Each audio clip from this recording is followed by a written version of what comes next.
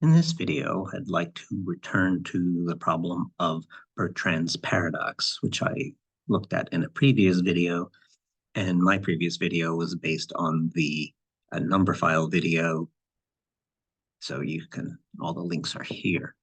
So the sort of standard problem, you take a circle, you are going to, let's say, a unit circle, and then you're going to have a chord of that circle, some line hitting two sides of the circle, and then asking if that length is greater than what fraction of the chords have a length that's greater than the square root of 3. And square root of 3 would be if you inscribed an equilateral triangle within the unit circle, that would be the length of the sides.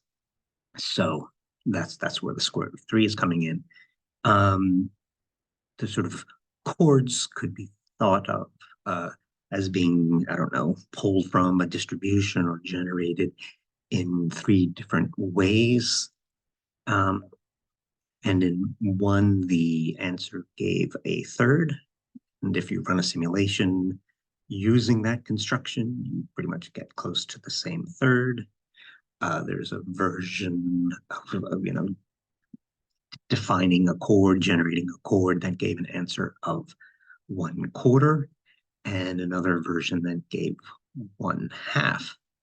And then I had another version where I was picking a point, which I called version 4, where I was picking a point inside the circle and then picking an angle, and that was the direction of the chord, sort of from some, I don't know, horizontal direction.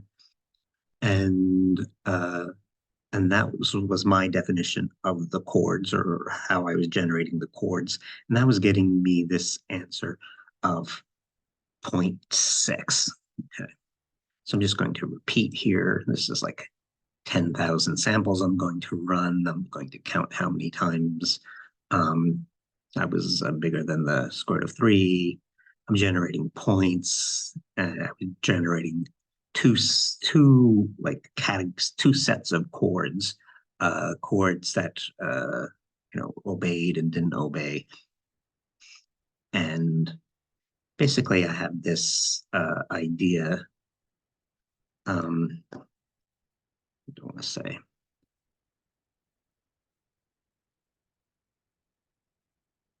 Where I sort of write the equation. So I pick a point, and it has that has an x, a y, and then I can write an equation for the line using that, and then from there I have this angle theta, and I can write the equation for the line going through that point with that slope. So the slope is like a tangent or something like that. And then I can take the circle and find out, do a quadratic formula. Where does that line pass through the circle? So there's some equation for the line, and then you sort of solve for, x squared plus y squared equals 1. And so I parameterize the line and sort of like how far am I along the line, and then use that, find the solution for that parameter in which obeys the condition to be on the circle, that sort of the x squared plus the y squared is 1. And so that's why you see down here roots. So I have, and I don't have to worry about, is the quadratic solvable, because my point is inside the circle, and therefore I know I have points. I know I'm going to have solutions. I know I'm going to have 2 solutions. Okay, so that is what I had done before, and you see down here. Let me, should I run it? I'll run it. and it gives this answer around 0.6. And it's not fluctuating enough for to say, oh, that's the same as the 0.5, because you can get a sense. That was 10,000 samples, so like the spread will go down with the number of samples, but also when you run it a number of times, you get an idea of the spread. So, you know, the distribution, when you run something a number of times, that sort of distribution as you run around the samples is usually Gaussian. So if you run it a few times, you get a sense of that the average value and the standard deviation. So this is not within like a standard deviation of 0.5. This is a different answer. Now up here, I had this R where I was deciding if I was inside or outside, if my chord was long enough or not. And then now down here, I want to give an argument for a geometric argument for like a possible explanation of this 0.6. And so I need to like clear the R value. It ran through this thing. It has some specific value. Now I'm going to use it as an integration variable. That's going to confuse it if I don't clear. Part of my purpose also is to play around and learn more about Mathematica. Okay. Now, in one of the in the original video for me, a number file video, an important thing was sort of you had these points on the chord, and you had some distance to the point, and you were asking the question. You could, instead of asking about the square root of 3, you could ask the question about this radius. Are you less than a half or more than a half? As you got more than a half, you were sort of more on the outside, and that was a short chord. If you were less than a half, you were more on the inside, and it was a longer chord. And that played a role in at least one of the arguments. So now I want to produce sort of a version of that. Okay. So I had some point. I can sort of choose my axis, rotate my axis so that in general, I can choose a coordinate system in which that R is on the horizontal, on the X. This is fine for calculation. For the simulation, I wouldn't want to do that because I want to then visualize the simulation and sort of make sure I'm getting chords all around the place. But for the sake of this argument, this sort of calculational argument, that is fine. So I have this R, I can think of it as being on the horizontal. Then I am choosing a chord, I'm choosing an angle at random. I think 0 to 2 pi or 0 to pi is good enough. And that will be the slope of the chord that is going through that line. Okay. So now what I've done with that R and theta is I've constructed sort of a perpendicular distance, R sine theta. And I want to say that that's the thing that should be less than a half. So that's the idea, to try to get this 0.6 value. Okay. So this first integral is just to make sure that I have like my normalizations right. So I'm going to 2 divided by pi times r. So there are more points. There are more points with larger r than with smaller r. So when I'm just picking a point, using r to imagine picking a point, I have this R in there to say that there are more points to pick as R increases. And so that's the R. The 2 pi is just a constant to get the rest of my integral to sort of normalize to be 1. And so I'm integrating R from 0 to 1, all my R's, and theta from 0 to pi. And there we go, shift enter, we get a 1. Okay, now I want to bring in my condition that R sine theta is less than a half.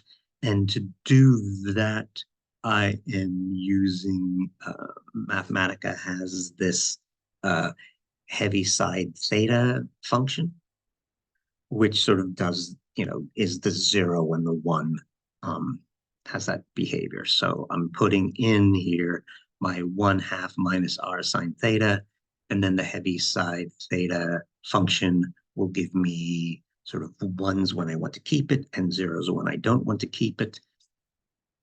And I ask it to do that for me, to do that integral. And it comes up with this 1/3 plus the square root of 3 divided by 2 pi. And then I ask, what is that numerically? And that seems to be close in the vicinity of this. So ran this a number of times, and it was never a half, but it was often in this ballpark. So this might seem like a reasonable explanation of where this number is coming from. Okay.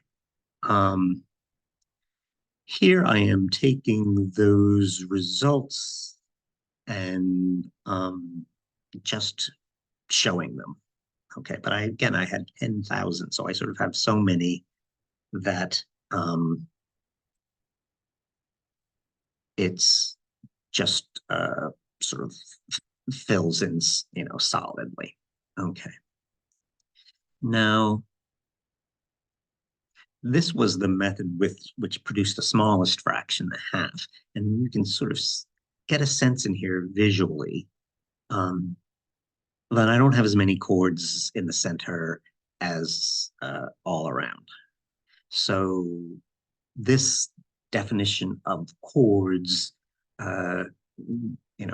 it was being derived from the circle, and sort of all the points within the circle are not the same for this. So this was the thing giving me the 1/4, and we see I kept talking about a sort of a dearth of chords in the center.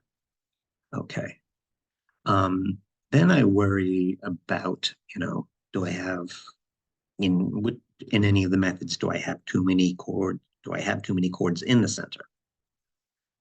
And right now I have sort of too many chords. I want a lot of chords for my statistics, but then that sort of, blocks the visualization. This is sort of pure red and pure blue almost, So what I did was redraw it. I want to visualize. I want to try to get a sense of the chord. Now, this is a very easy visualization. It's clear to see there are fewer chords, but I wanted to, I was in some sense fooling myself that the density looked uniform, but I wanted to do a better visualization of that. And so then I started using the opacity. So I forgot my colors. I don't want to, do my eyes look at red and blue differently? We've seen this is just the same data. So this data, we can see that I, divided the chords into the 2 categories. And I'm plotting those 2 categories both as black. So we're not going to differentiate them, but I've added to them an opacity, a fairly small opacity. And I had to play with this number. If it was too light, it just came across as a very light gray. And if it was too opaque, it sort of became a sort of uniform dark. But if I sort of played with the value, I got this. I'll just redraw it. It'll be random, so it'll look more or less the same, but strictly speaking, different.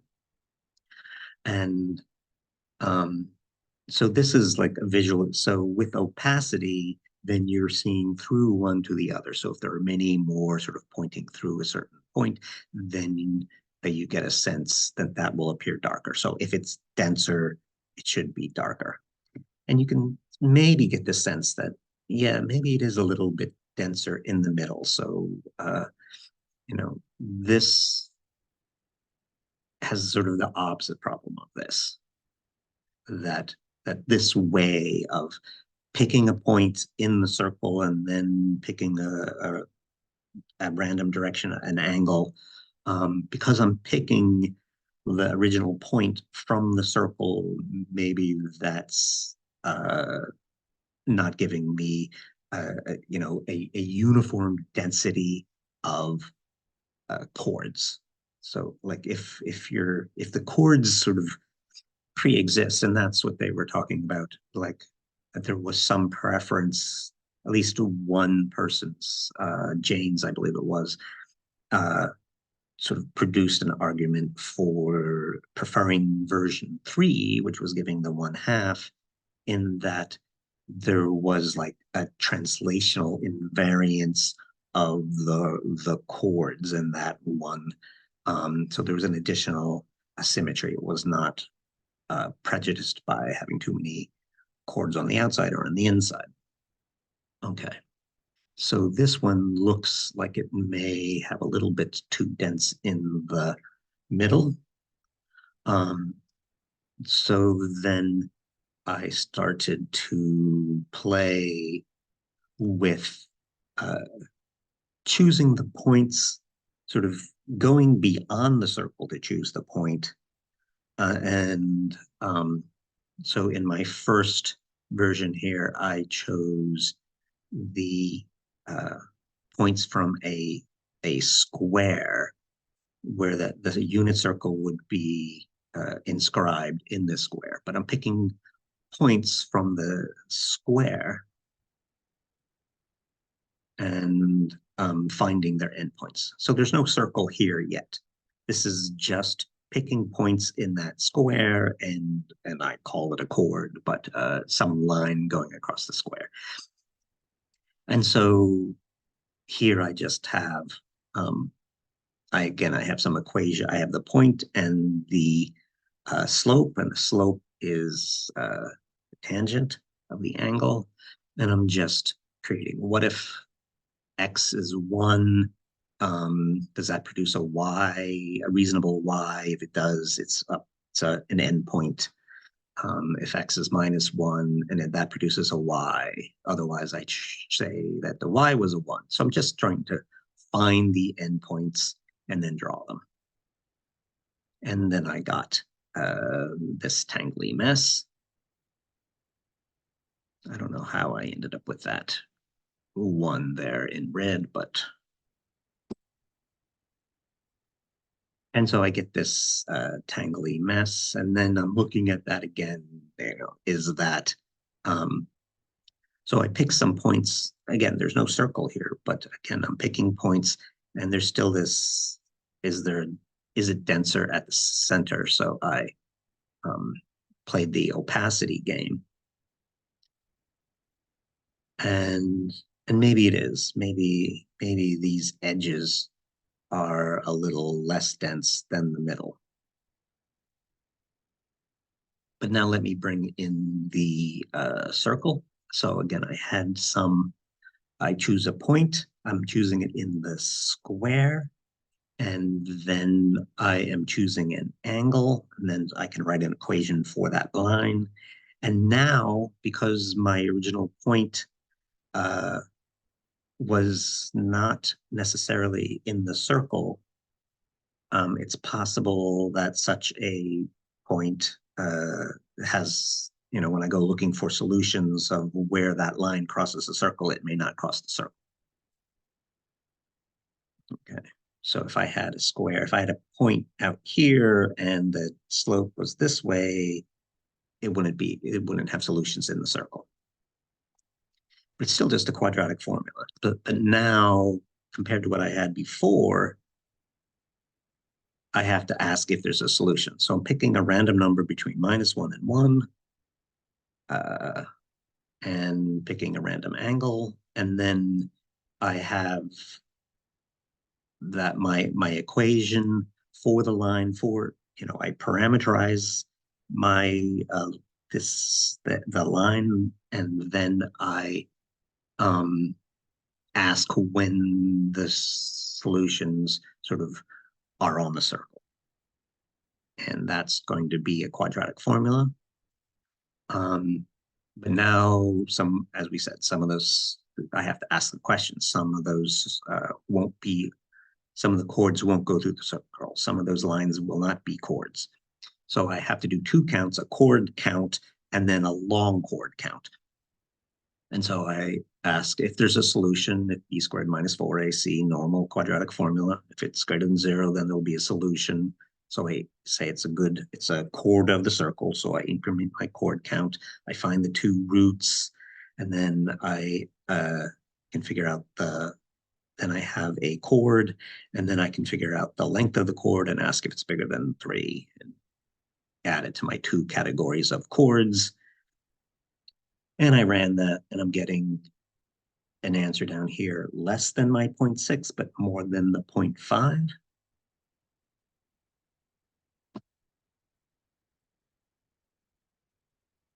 And so we see here that I was running. Now it produces this fraction of long chords versus over all chords, and then Mathematica always keeps it rational but reduces. So there were more chords in there than this, but it did some reduction or something, divided by 2 probably. They were both even or something. Okay, but we see here it's less than the 0.6. So when I chose points from the circle and played this game, I was getting 0.6. Now I'm getting 0.57. And then this fluctuates, and I was tempted to try to, come up with some geometric explanation of this, but I figured it's really not the point. Let's show this graphically. And again, I'm showing the chords in all the same color, but reduce the opacity, and trying to get a sense of, is it a little bit darker in the middle? Probably. So the next thing I do is I make my box even bigger. So the box I'm pulling points from right now is just a little bit bigger than the circle. So I'm kind of still prejudiced by the circle. So I just made a bigger box. Now this is simulationally, I'm going to be less efficient. I'm going to have less of my lines are going to be chords, but what I lose in sort of efficiency of the simulation, I will gain in the sort of, hopefully, the uniformity of my chords. So I'm just, now my X is between -2 and 2. This is a much bigger box than, so the circle's just a little bit, a little thing within a much bigger box. But otherwise, this thing is the same, except I'm going to, lose a lot of chords here. Now, Mathematica will make it hard for me to figure out how many chords I've lost. Well, maybe not, because it seems like it's more than 5,000. And I started off with 10,000. So that may be right. That might be the actual number. It might not have done any reducing. Um, so I'm losing a lot of chords, but you see now I'm down in the vicinity of the 5, which in the video they claimed had the sort of more uniform density. And let's play the opacity game and ask, is this more uniform? So we're relying on our eyes. Maybe I'm relying on my eyes a little bit too much, but this one overall is denser because there were more chords in the circle, but I'm looking for the variation in the density. And I can sort of, my eye can sort of maybe pick up that maybe this is denser and maybe this is more uniform. Now I should probably try to produce some measure of that. I don't know that I'll do that in any other videos. My main goal in these is just to sort of play around with Mathematica. And so maybe I'll point out some of the new Mathematica things I did here. I needed a clear, a Heaviside function. Never, played with that before. Played with the opacity. That was a fun visualization trick. I plotted a square here. So that was just something I hadn't plotted before, a graphical thing I hadn't played with before. Okay, and that was mainly it, I think, for new things, Mathematica Wolfram-Cloud wise. All right, so this seems to be headed back, 0.52 seems to be headed back towards the half. I hope the opacity visualization can suggest that we're heading towards uniformity and not picking points that are prejudiced by the circle, because I'm picking them from a much larger sort of bounding box. And do we dare go up to 3 and see what happens?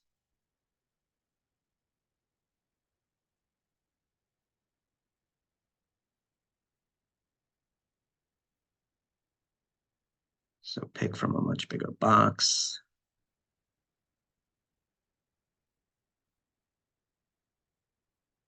And see if I go any farther down. Now I went down to 0.498.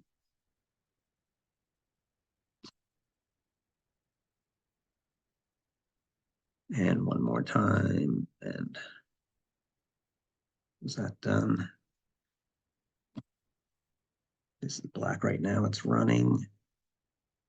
And then it's done running. And so maybe maybe if the box is 3 by 3, I'm losing a lot of chords in my simulation, but I'm getting back to the answer that seems to be of a half. All right. That was it for this one. Thanks for your attention.